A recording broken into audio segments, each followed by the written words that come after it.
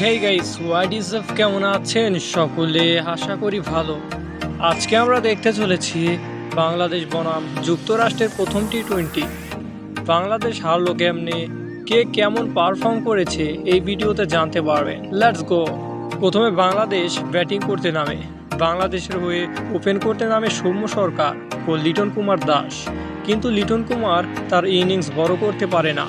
দলীয় রান যখন 4.2 বলে 34 রান, তখন 15 বলে 14 রানে এলবিডব্লিউ আউট হয় জশদীপ সিংয়ের বলে। এক ছক্কা ও একটা 4 হাঁকায় লিটন কুমার। এরপরেই সৌম্যর পালা।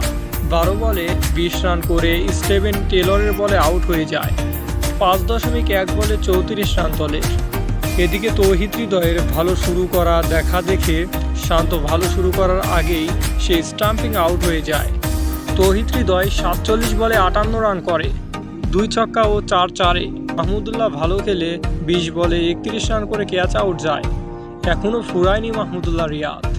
এদিকে জাকির আলী অনিকের 5 বলে 9 রানের ফিনিশিংয়ে 153 রান সংগ্রহ করে বাংলাদেশ।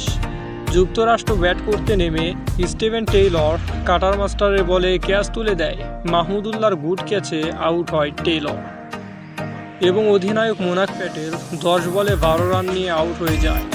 রান আউট করে শরীফুল ইসলাম। ধন্যবাদ শরীফুল ইসলামকে। 11.4 বলে মুস্তাফিজুর রহমান আরেকটা উইকেটের পতন ঘটান।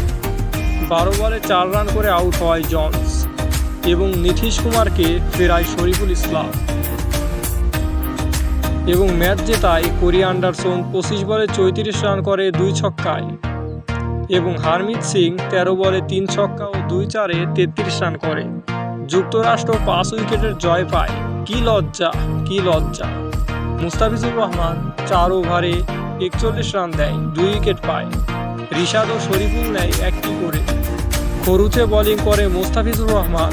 মাহমুদুল্লাহ ও হৃদয়ের 67 রানের পার্টনারশিপ দলকে 153 রান সংগ্রহ করতে সাহায্য করেছে এবং কোরি অ্যান্ডারসন ও হারমিত সিংয়ের 28 বলে অপরাজিত 62 রানের ইনিংস জয় এনে দেয় দলকে। সো ম্যাচ রিভিউ ভিডিও আশা করি ভালো লাগছে অ্যান্ড আজ এখানেই বিদায় নিচ্ছি। আমি ওমর ফারুক। আর মাঝে মাঝে এই চ্যানেলে রিভিউ ভিডিও পাবে। অনেকেই ম্যাচ দেখতে পারেন না, আবার হাইলাইটস ভিডিও পাওয়া যায় না, এই জন্য রিভিউ ভিডিও।